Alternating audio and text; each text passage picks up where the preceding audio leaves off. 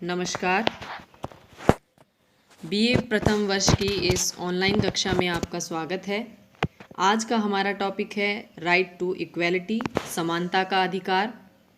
हम भारतीय संविधान के भाग 3 में वर्णित मूल अधिकारों का अध्ययन कर रहे हैं, जिसमें से इन सभी मूल अधिकारों को मुख्यतः 6 भागों में वर्गीकृत किया गया है, जिसमें से पहला भाग है समानता का अधिकार, जो अनुच्छेद 14 से लेकर 18 तक विस्तृत है। इस वीडियो के माध्यम से हम इन अनुच्छेदों को विस्तार से समझने का प्रयास करेंगे। अनुच्छेद 14 विधि के समक्ष समता। भारत के राज्य क्षेत्र में किसी व्यक्ति को विधि के समक्ष समता या विधियों के समान संरक्षण से वंचित नहीं करेगा। इस अनुच्छेद के एक तरीके से हम देखें तो 2 भाग हैं, equality before law and equal protection of law. विधि के समक्ष समता एक ब्रिटिश विद्वान A.V. डाइसी के द्वारा प्रतिपादित संकल्पना है। इसके अनुसार राज्य के द्वारा निर्मित कानून सभी व्यक्तियों के लिए समान होने चाहिए। राज्य द्वारा निर्मित कानून किसी व्यक्ति में भेदभाव न करते हो। इस तरह से ये एक नकारात्मक अवधारणा है जो भेदभावों का निषेध करती है। वहीं दूसरी ओर विधियों का समान संरक्षण एक सकारात्मक संकल्पना है जो USA से ली गई है। इसके अनुसार परिस्थितियों को मद्देनज़र रखते हुए नागरिकों में तार्किक भेदभाव है उसको स्वीकृति दी जा सकती है। रीजनेबल क्लासिफिकेशन है वो नागरिकों में किया जा सकता है। इसको समझने के लिए हम एक उदाहरण ले सकते हैं। जैसे आयकर का निर्धारण है, आयकर की दरों का निर्धारण है, वो रीजनेबल क्लासिफिकेशन की कैटेगरी में आएगा। अलग अलग आय वर्ग के व्यक्तियों के लिए आयकर की दरें अलग अलग होती है। इनकम टैक्स की रेट है वो अलग अलग इनकम ग्रुप के लिए अलग अलग होती है। 2 लाख तक कर की दर कुछ और है, 2 से 5 तक के लिए कर की दर थोड़ी उनसे ज़्यादा हो सकती है। 5 लाख से ऊपर इनकम है उनकी आयकर की दर और अधिक होती है। तो यदि इन कानूनों को हम देखें, आयकर कानूनों को हम देखें, तो ये एक तरीके से नागरिकों में भेदभाव उत्पन्न करते हैं या अलग अलग आय वर्ग के लोगों को अलग अलग तरीके से ट्रीट करते हैं। तो ये विधि के समक्ष समता जो है उसका उल्लंघन करते हैं, लेकिन ये विधियों का समान संरक्षण के सिद्धांत की पालना करते हैं, क्योंकि ये जो भेदभाव है उसका कुछ तार्किक आधार है। क्योंकि उनकी आय अलग अलग है, उनके इनकम ग्रुप्स हैं वो अलग अलग है, इसलिए उनका टैक्स निर्धारण है वो भी अलग अलग तरीके से किया जाना चाहिए। लेकिन जब एक बार इस तरीके से टैक्स स्लैब बना दिए जाते हैं, उसके बाद उस समूह में, उस ग्रुप में आने वाले सभी व्यक्तियों के साथ समान तरीके से व्यवहार किया जाए, समान तरीके से उन कानूनों को लागू किया जाए। यानी 5 लाख तक के लिए यदि 5% इनकम टैक्स की रेट है, तो उस समूह में आने वाले सभी व्यक्तियों के लिए वो वैसी ही एक समान दर है वही निर्धारित की जाएगी, समान तरीके से उनसे उस टैक्स की वसूली की जाएगी। तो कई बार ऐसा होता है कि सब समानताएं होने के बावजूद भी कुछ नागरिकों के वर्ग ऐसे होते हैं जिनके लिए कुछ विशेष सुविधाएं करनी पड़ती है, या नागरिकों में कुछ क्लासिफिकेशन है उसकी आवश्यकता होती है। तब इक्वल प्रोटेक्शन ऑफ लॉ है उस सिद्धांत की पालना की जाती है। विधियों का समान संरक्षण देते वक्त मुख्य बात ये ध्यान रखनी है कि यदि भेदभाव वाले कानून बनाए भी जा रहे हैं तो उनका आधार है वो रीजनेबल होना चाहिए, तार्किक वर्गीकरण है उनमें किया जाना चाहिए। इसके लिए हम एक और उदाहरण देख सकते हैं, पंचायती राज संस्थाओं में महिलाओं के लिए स्थानों का आरक्षण।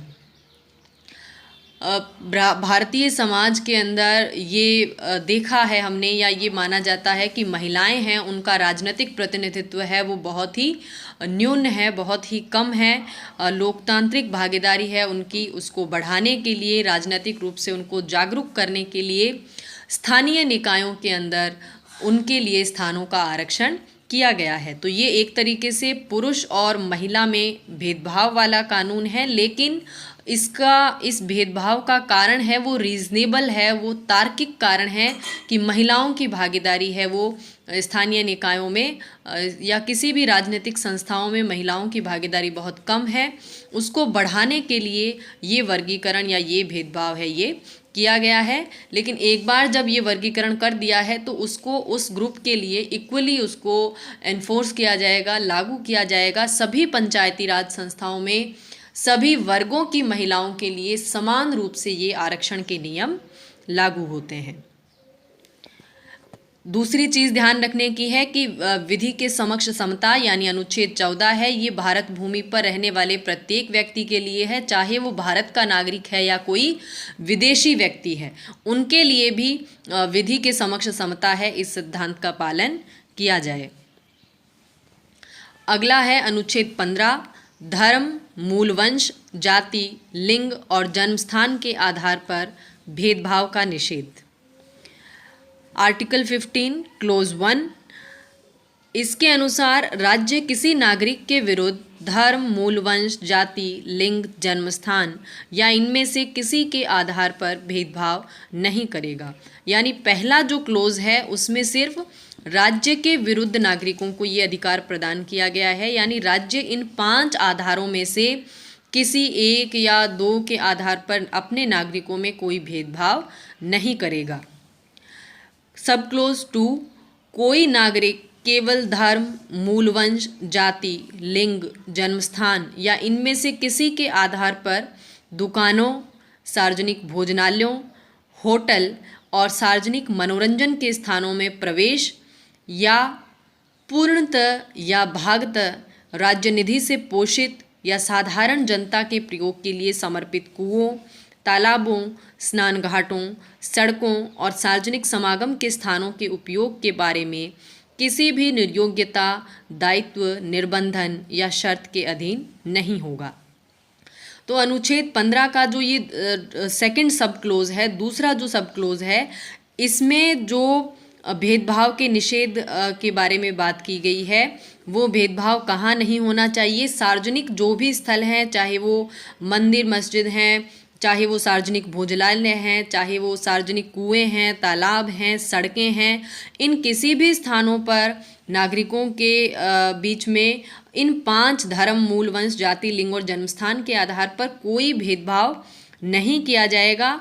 और ये जो भेदभाव के विरुद्ध जो अधिकार हैं, ये नागरिकों के विरुद्ध भी है और राज्य के विरुद्ध भी है, यानी राज्य भी इन पर कोई भेदभाव नहीं कर सकता और दूसरे नागरिक भी अन्य अपने साथी नागरिकों के साथ ऐसा नहीं कर सकते। जैसा कि आप सब जानते हैं, प्राचीन भारत में जब लोकतांत्रिक व्यवस्था नहीं थी या समाज में ऐसी प्रथाएं व्याप्त थी कि कुछ जाति विशेष के कुएं हैं या उनके आने जाने के रास्ते हैं वो अलग होते थे और वंचित शोषित वर्ग के लोगों को इन पर प्रवेश की, आवाजाही की अनुमति नहीं थी। तो उन सब कुप्रथाओं का अंत करने के लिए इस क्लोज को संविधान में डाला गया है। इसके बाद इन सार्वजनिक स्थलों पर किसी प्रकार का भेदभाव नागरिकों के साथ नहीं किया जाएगा, ना तो राज्य के द्वारा और ना ही अन्य किसी नागरिक के द्वारा। अनुच्छेद 15 सब क्लोज 3, इस अनुच्छेद की कोई बात राज्य को स्त्रियों और बालकों के लिए कोई विशेष उपबंध करने से निवारित नहीं करेगी। यानी सब तरह की समानताएं और सब तरह के भेदभाव का निषेध होने के बावजूद भी राज्य है वो स्त्री और बच्चों के लिए कोई स्पेशल प्रोविज़न है वो कर सकता है। आर्टिकल 15(4), इस अनुच्छेद की कोई बात या अनुच्छेद 29 के खंड 2 की कोई बात राज्य को सामाजिक और शैक्षिक दृष्टि से पिछड़े हुए नागरिकों के किन्हीं वर्गों की उन्नति या अनुसूचित जाति और जनजाति के लिए विशेष उपबंध करने से निवारित नहीं करेगी। अब सबसे पहले है अनुच्छेद 29 का खंड 2 क्या है। अनुच्छेद 29 के खंड 2 के अनुसार राज्य के द्वारा संचालित जो भी शिक्षण संस्थाएं हैं उनमें प्रवेश के लिए नागरिकों में कोई भेदभाव नहीं होगा, यानी वो सबके लिए खुले होंगे। राज्य नागरिकों में कोई भेदभाव नहीं कर सकता है इनमें प्रवेश देते समय। लेकिन अनुच्छेद 15(4) है, ये मूल संविधान में शामिल नहीं था। इसको प्रथम संविधान संशोधन 1951 के द्वारा जोड़ा गया है। इसको संविधान में जोड़ने से संबंधित एक वाद सुप्रीम कोर्ट में दायर हुआ, जिसे चंपाकम दोराइजन वाद के नाम से जाना जाता है। ये केस 1950 में दायर किया गया। इसमें मद्रास राज्य में जातिगत आरक्षण जो है उसको चुनौती दी गई। जाति के आधार पर शैक्षणिक संस्थाओं में आरक्षण था, उसको इस वाद में चुनौती दी गई कि ये मूल अधिकारों का उल्लंघन करता है, क्योंकि अनुच्छेद 29 का खंड 2 है, उसके अनुसार राज्य शैक्षणिक संस्थाओं में प्रवेश देते समय नागरिकों में कोई भेदभाव नहीं करेगा। तो इसको चुनौती देने के पश्चात भारतीय संसद, जो उस समय अंतरिम संसद थी, संविधान सभा ने संविधान बनाने के पश्चात अंतरिम संसद का रूप धारण कर लिया था। भारत के पहले आम चुनाव नहीं हुए थे और वो असली जो संसद है वो अस्तित्व में नहीं आई थी, तो अंतरिम संसद है वो काम कर रही थी। उसी अंतरिम संसद ने ये प्रथम संविधान संशोधन किया कि सब बातों के होते हुए भी, अनुच्छेद 29 के खंड 2 के होने के बावजूद भी, राज्य सामाजिक और शैक्षिक दृष्टि से यदि कोई पिछड़े हुए वर्ग हैं, जिन्हें आजकल हम ओबीसी के नाम से जानते हैं, या फिर अनुसूचित जाति और जनजाति है, उनके लिए विशेष उपबंध करने से कोई अनुच्छेद है वो राज्य को नहीं रोकेगा। यानी ऐसी आरक्षण देने वाली विधियां हैं वो बनाई जा सकती है। और आरक्षण के आधार क्या होंगे? या तो वो वर्ग सामाजिक और शैक्षिक दृष्टि से पिछड़ा हो, या वो अनुसूचित जाति हो, या अनुसूचित जनजाति हो। इन 3 प्रकार के वर्गों के लिए राज्य द्वारा संचालित शिक्षण संस्थाओं में आरक्षण दिया जा सकता है। ये इस अनुच्छेद के बाद में स्थापना दी गई है, या ये स्थापित हो गया है। अनुच्छेद 15 सब क्लोज 5, अनुच्छेद 30 में उल्लेखित अल्पसंख्यक शिक्षण संस्थानों को छोड़कर, अनुच्छेद 30 किससे संबंधित है? माइनॉरिटी एजुकेशन इंस्टीट्यूट जो हैं, अल्पसंख्यक समुदाय के जो शिक्षण संस्थान हैं, उनको छोड़कर राज्य के द्वारा वित्त पोषित, यानी राज्य के द्वारा उसकी फंडिंग होती है, और चाहे वो प्राइवेट इंस्टीट्यूट है, चाहे वो प्राइवेट शिक्षण संस्थान है, या फिर राज्य के द्वारा वित्त पोषित, यानी पूर्णतः ना तो प्राइवेट है ना ही पूर्णतः सरकारी है, उसे गवर्नमेंट एड मिलता है, ऐसे सभी शिक्षण संस्थाओं में सामाजिक और शैक्षणिक रूप से पिछड़े नागरिकों, अनुसूचित जाति और जनजाति के लाभ के लिए विशेष प्रावधान है वो राज्य कर सकता है। ये भी 93वें संविधान संशोधन 2006 के द्वारा जोड़ा गया है। तो अनुच्छेद 15 के सब क्लोज 4 और 5 ये दोनों शिक्षण संस्थाओं में आरक्षण से संबंधित है, लेकिन इनमें मूल अंतर है कि अनुच्छेद 15 का क्लोज 4 है वो सरकारी शिक्षण संस्थाओं में आरक्षण से संबंधित है, जबकि 15.5 है वो निजी शिक्षण संस्थाओं और गवर्नमेंट एडेड इंस्टीट्यूशंस हैं उनमें आरक्षण से संबंधित है। और इसमें अल्पसंख्यक शिक्षण संस्थानों को इस मामले में छूट दी गई है। इन माइनॉरिटीज़ इंस्टीट्यूशन में ये आरक्षण नहीं दिए जा सकते हैं। अनुच्छेद 15 सब क्लोज 6A 15 का सब क्लोज 6 है, उसको 2 भागों में बांटा गया है, A और B। ये भी 103वें संविधान संशोधन 2019 में जोड़े गए हैं। 15(6)A के अनुसार इस अनुच्छेद की कोई बात राज्य को आर्थिक रूप से पिछड़े नागरिकों के लिए विशेष उपबंध करने से निवारित नहीं करेगी। यानी इकोनॉमिकली बैकवर्ड क्लासेस हैं, उनके लिए भी आरक्षण की व्यवस्था इस अनुच्छेद के द्वारा की गई है। ये अनुच्छेद भी उन्हीं शैक्षणिक संस्थाओं के संबंध में है। और इसी तरह से 6B है, ये कहता है अनुच्छेद 30 में उल्लेखित अल्पसंख्यक शिक्षण संस्थाओं को छोड़कर राज्य के द्वारा वित्त पोषित और निजी शिक्षण संस्थाओं में आर्थिक रूप से पिछड़े नागरिकों के लिए राज्य विशेष प्रावधान कर सकता है। अनुच्छेद 15 और 19G की कोई बात इस संबंध में राज्य को नहीं रोकेगी। यानी ये बिल्कुल 15(5), 15(4) और 15(5) के समकक्ष हैं। 15(6)A है वो EWS वर्ग के लिए सरकारी शिक्षण संस्थाओं को आरक्षण देता है, और इसी तरह से 6B है वो निजी और एडेड इंस्टीट्यूशंस हैं उनमें आरक्षण की बात करता है।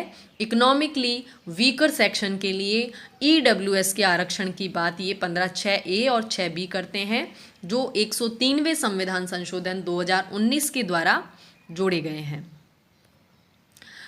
अब है अनुच्छेद 16 लोक नियोजन में अवसर की समता, यानी सार्वजनिक सेवाएं हैं उनमें अवसर की समानता।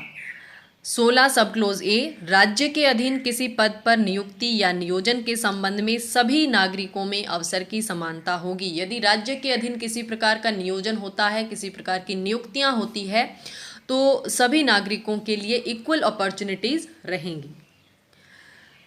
16 सब क्लोज 2 राज्य के अधीन किसी नियोजन या पद के संबंध में केवल धर्म, मूलवंश, जाति, लिंग, उद्भव, जन्मस्थान, निवास या इनमें से किसी के आधार पर ना तो कोई नागरिक अपात्र होगा और ना ही उससे भेदभाव किया जाएगा। अब इसको कंपेयर करने की ज़रूरत है आर्टिकल 15 से।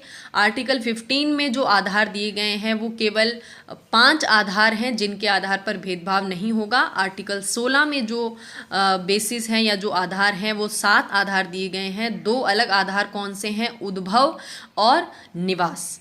तो इन 7 आधारों पर नियोजन के संबंध में कोई भेदभाव नहीं किया जाएगा। 16 सब क्लोज 3 इस अनुच्छेद की कोई बात संसद को ऐसी विधि बनाने से नहीं रोकेगी जो किसी राज्य या संघ राज्य क्षेत्र की सरकार या उसके किसी स्थानीय या अन्य प्राधिकारी के अधीन आने वाले किसी वर्ग या वर्गों के पदों पर नियोजन के संबंध में नियुक्ति से पहले राज्य या संघ राज्य क्षेत्र के भीतर कोई निवास विषयक अपेक्षा विहित करती है। देखिए आर्टिकल 16 के सब क्लोज 2 में ये कहा गया है कि निवास के आधार पर भी नागरिकों में कोई भेदभाव नहीं होगा, लेकिन आर्टिकल 16(3) में कहा गया है कि संसद चाहे तो ऐसी विधि बना सकती है कि किसी स्टेट या किसी यूटी के संबंध में ऐसा कानून बना सकती है कि वहाँ जो नियुक्तियाँ होने वाली हैं उनमें निवास संबंधी योग्यता रखी जाएगी या किसी राज्य विशेष के नागरिक ही वहाँ की सेवाओं में स्थान पा सकते हैं या उनको ही मौका मिलेगा। ऐसे कानून संसद के द्वारा बनाए जा सकते हैं।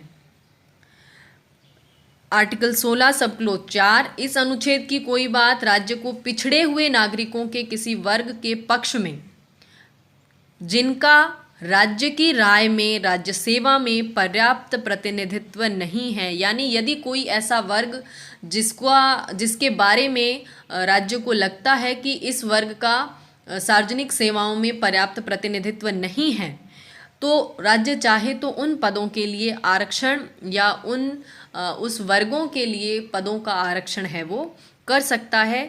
तो 15 और 16 का जो दोनों रिजर्वेशन के प्रोविज़न है उनमें डिफरेंस ये है कि 16 है ये नौकरियों में आरक्षण के संबंध में है, जबकि 15 है वो शिक्षण संस्थाओं के आरक्षण से संबंधित है।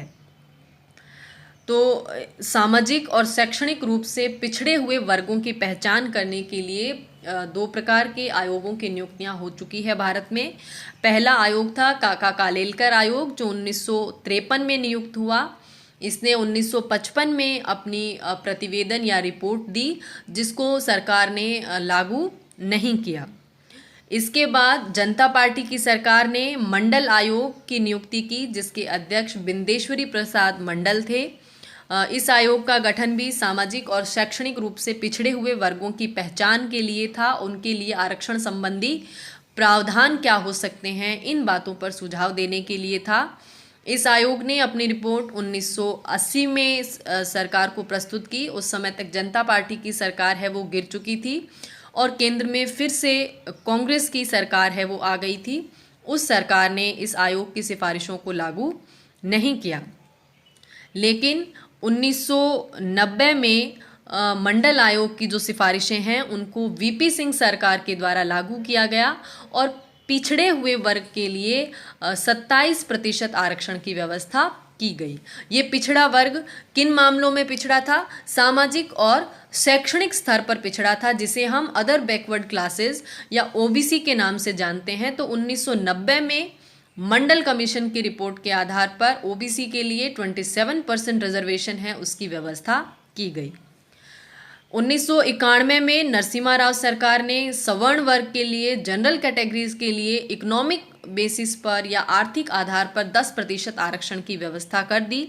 लेकिन 1992 में मंडलवाद, जिसे कॉमनली कहा जाता है या मंडलवाद के नाम से जाना जाता है, या इसका एक और नाम है इंदिरा साहनी बनाम भारत संघवाद 1992। इस वाद में पिछड़े वर्ग का जो आरक्षण था या फिर सवर्ण वर्ग को जो 10% आरक्षण दिया है, इन दोनों प्रकार के आरक्षण को चुनौती दी गई। इसमें सुप्रीम कोर्ट ने निर्णय दिया कि ओबीसी का जो 27% आरक्षण है वो संवैधानिक है, वो आरक्षण दिया जा सकता है, लेकिन इसमें एक शर्त जोड़ दी कि मलाईदार परत को आरक्षण का लाभ नहीं मिलेगा। यानी पिछड़ा जो वर्ग है उसमें अब इसको क्लासिफाई कर दिया है क्रीमी लेयर और नॉन क्रीमी लेयर में, मलाईदार परत और बिना मलाईदार परत। तो मलाईदार परत यानी क्रीमी लेयर के जो पिछड़े वर्ग के लोग हैं उनको आरक्षण नहीं मिलेगा, उनको आरक्षण का लाभ नहीं मिल सकता। क्रीमी लेयर की जो सीमा है कि किस आय वर्ग से ऊपर के लोगों को क्रीमी लेयर माना जाएगा, ये निर्धारण करने का अधिकार है वो संसद के पास होगा। संसद उसको परिभाषित कर सकती है। तो संसद ने रामानंदम समिति का गठन किया जिसने क्रीमी लेयर को डिफाइन किया है कि किस वर्ग के, किस आय सीमा के लोगों को क्रीमी लेयर में गिना जाएगा। तो वर्तमान में ये सीमा 8 लाख है कि 8 लाख से ऊपर आय के जो नागरिक हैं वो पिछड़े वर्ग में नहीं आएंगे, उनको पिछड़े वर्ग के आरक्षण का लाभ नहीं मिलेगा। इसके अलावा आरक्षण जो है सभी वर्गों का आरक्षण, ओबीसी, एससी, एसटी, ईडब्ल्यूएस, जो भी सभी वर्गों का आरक्षण है वो मिलाकर 50% से ज़्यादा नहीं होना चाहिए। आरक्षण की अधिकतम सीमा है उसको निर्धारित कर दिया गया। रिजर्वेशन पर कैप लगा दी गई है कि वो 50% से ज़्यादा नहीं होना चाहिए। उसके अलावा यह आरक्षण केवल आरंभिक नियुक्तियों में होगा। प्रमोशन के टाइम आरक्षण की प्रोसीजर है उसको फॉलो नहीं किया जाए। इसके साथ ही नरसिम्हा राव सरकार के द्वारा जो 10% रिजर्वेशन इकोनॉमिक बेसिस पर दिया गया है उसको भी निरस्त कर दिया गया, क्योंकि उस समय तक संविधान की स्थिति ये थी कि अनुच्छेद 16(4) में जो आरक्षण है वो केवल सामाजिक और शैक्षिक आधार पर दिया जा सकता है। आर्थिक आधार का वर्णन संविधान में नहीं था, तो इसको गैर संवैधानिक घोषित करते हुए इसको निरस्त कर दिया गया। इसके साथ ही ये व्यवस्था की गई कि कैरी फॉरवर्ड रूल है उसको नियुक्तियों में लागू किया जाए। यानी किसी वर्ष यदि कोई भर्ती निकलती है और उसमें किसी वर्ग विशेष के जो आरक्षित पद हैं, यदि किसी कारण से योग्य अभ्यर्थी नहीं मिलते हैं और वो पद खाली रह जाते हैं, तो आगे की भर्तियों में उन पदों को कैरी फॉरवर्ड किया जा सकता है। वो पद आगे की भर्ती में शिफ्ट हो जाएंगे और उन्हीं आरक्षित वर्गों के लिए वो उपलब्ध रहेंगे। अनुच्छेद 16(5), इस अनुच्छेद की कोई बात ऐसी विधि के प्रवर्तन पर कोई प्रभाव नहीं डालेगी जो ये उपबंध करती है कि किसी धार्मिक या सांप्रदायिक संस्था के क्रियाकलाप से संबंधित कोई पदाधिकारी या उसके शासी निकाय का कोई सदस्य किसी विशिष्ट धर्म को मानने वाला या विशिष्ट संप्रदाय का हो। देखिए, अनुच्छेद 16 में जो बातें हैं वो लोक नियोजन में सार्वजनिक सेवाओं में अवसर की समता के संबंध में है कि सार्वजनिक सेवाएं हैं वो सभी नागरिकों के लिए समान रूप से खुली होनी चाहिए। लेकिन 16(5) ये कहता है कि यदि कोई धर्म विशेष से संबंधित संस्था है जिसमें किसी धर्म विशेष को मानने वाला व्यक्ति ही होना चाहिए, तो राज्य सरकार ऐसे उपबंध करती है तो वो अनुच्छेद 16 का उल्लंघन नहीं माना जाएगा। जैसे राज्य के द्वारा संचालित जो मंदिर मस्जिद होते हैं, गिरजे होते हैं, उनमें धर्म विशेष के लोगों की नियुक्ति की जा सकती है। वहाँ पर धार्मिक आधार पर यदि भेदभाव किया भी जाए तो वो अनुच्छेद 16 का उल्लंघन नहीं होगा। अनुच्छेद 16 सब क्लोज 6, इस अनुच्छेद की कोई बात राज्य को 16(4) में वर्णित वर्गों के अलावा आर्थिक रूप से पिछड़े नागरिकों के लिए स्थान आरक्षित करने से निवारित नहीं करेगी। अनुच्छेद 16(4) में क्या वर्णित है? 16(4) के अंदर वर्णित है राज्य के पिछड़े नागरिक और इसके अतिरिक्त ईडब्ल्यूएस का जो आरक्षण है वो 16 के सब क्लोज 6 से दिया गया है। ये 103वें संविधान संशोधन के द्वारा जोड़ा गया है, जिससे अनुच्छेद 15 में 6A और 6B को जोड़ा गया था। उसी प्रकार 16(6) को भी इसमें जोड़ा गया है और नियुक्तियों में भी, सार्वजनिक सेवाओं में भी ईडब्ल्यूएस के लिए आरक्षण की व्यवस्था इसके माध्यम से की गई है और ये आरक्षण विद्यमान आरक्षण से अतिरिक्त 10% है वो होगा। इसके बाद है अनुच्छेद 17 अस्पृश्यता का अंत। अस्पृश्यता का अंत किया जाता है और इसका किसी भी रूप में आचरण प्रतिबंधित किया जाता है। अस्पृश्यता से उपजी किसी निर्योग्यता को लागू करना अपराध होगा जो विधि के अनुसार दंडनीय होगा। यानी अनटचेबिलिटी जो इंडिया में लंबे टाइम से प्रैक्टिस में है, लंबे टाइम से चलन में है, उसका इसके द्वारा अंत कर दिया गया है और ये मौलिक अधिकार निरपेक्ष है, यानी इसको किसी भी प्रतिबंध के अधीन कभी भी नहीं रखा जा सकता। जैसे हम पीछे के जो 3 मूल अधिकार पढ़कर आए हैं, विधि के समक्ष समता, धर्म, जाति, मूल, वंश, लिंग और जन्मस्थान के आधार पर भेदभाव का निषेध और लोक नियोजन में अवसर की समता, वो तीनों ऐसे मूल अधिकार हैं जिनमें कुछ एक्सेप्शंस भी डाले गए हैं। यानी कुछ ऐसी परिस्थितियां हो सकती है जब राज्य भेदभाव करेगा, कुछ ऐसी परिस्थितियां हो सकती है जब अलग अलग वर्ग के नागरिकों के लिए अलग अलग प्रकार के कानूनों का निर्माण होगा। लेकिन आर्टिकल 17 एक निरपेक्ष अधिकार है, यानी इस पर तो किसी भी परिस्थिति में कोई प्रतिबंध नहीं लगाया जाएगा। यानी कभी भी ऐसी विधि नहीं बनेगी जो अस्पृश्यता को, अनटचेबिलिटी को परमिट करती हो, उसको अनुमति देती हो। तो ये एक निरपेक्ष मौलिक अधिकार है और इसके आचरण जो होगा, यदि कोई अनटचेबिलिटी का आचरण करता है, छुआछूत करता है, तो उसको विधि के द्वारा जो निर्धारित दंड है वो उसको दिया जा सकता है और इसके संबंध में विधि या कानून का निर्माण करने की शक्ति है वो संसद के पास होगी अनुच्छेद 35 के अनुसार। तो इस शक्ति का प्रयोग करते हुए संसद ने अस्पृश्यता निवारण अधिनियम का निर्माण किया 1955 में और 1976 में ही इसका नाम बदलकर नागरिक अधिकार संरक्षण अधिनियम कर दिया गया है। इसके पश्चात अनुच्छेद 18 उपाधियों का अंत। उपाधियां एक तरह का सम्मान सूचक शब्द है। जैसे सामंती व्यवस्था में राजा, महाराजा धीराज, सम्राट, या फिर हम ब्रिटिश काल में देखें तो सर जैसी, नाइटहुड जैसी उपाधियां हैं वो प्रदान की जाती रही है, जो नागरिकों में एक तरीके का भेदभाव पैदा करती है या उनमें अंतर को शो करती है। तो भारतीय राज्य की स्थापना के समय प्रयास किया गया कि इस तरह के जो भी प्रावधान हैं उनका अंत किया जाए, तो इसलिए आर्टिकल 18 इसमें जोड़ा गया। इसके अनुसार राज्य सेना और विद्या संबंधी सम्मान के अतिरिक्त कोई उपाधि प्रदान नहीं करेगा। यानी विद्या संबंधी सम्मान, अलग अलग डिग्रीज कुछ प्रोफेशनल होती है जो एक तरह की उपाधियां हैं, जैसे डॉक्टर है, इंजीनियर है, ये एक तरह की उपाधि है, या फिर सेना के अंदर जो मेजर, जनरल इत्यादि की उपाधियां दी जाती है। तो इन दो के अतिरिक्त, क्योंकि इनमें व्यक्ति अपनी विशिष्ट योग्यता और कौशल के बल पर ये उपाधियां अर्जित करता है, तो इनके अतिरिक्त राज्य और कोई उपाधि प्रदान नहीं करेगा। भारत का कोई भी नागरिक किसी विदेशी राज्य से कोई उपाधि स्वीकार नहीं करेगा। कोई व्यक्ति जो भारत का नागरिक नहीं है लेकिन राज्य के अधीन लाभ या विश्वास के पद को धारण करता है, वो किसी विदेशी राज्य से कोई उपाधि राष्ट्रपति की सहमति के बिना स्वीकार नहीं करेगा। यानी भारत का नागरिक नहीं है लेकिन फिर भी भारत सरकार के अंतर्गत कोई लाभ या विश्वास का पद उसे मिला हुआ है, तो भी वो विदेशी राज्य से राष्ट्रपति की अनुमति के बिना कोई उपाधि को स्वीकार नहीं कर सकता।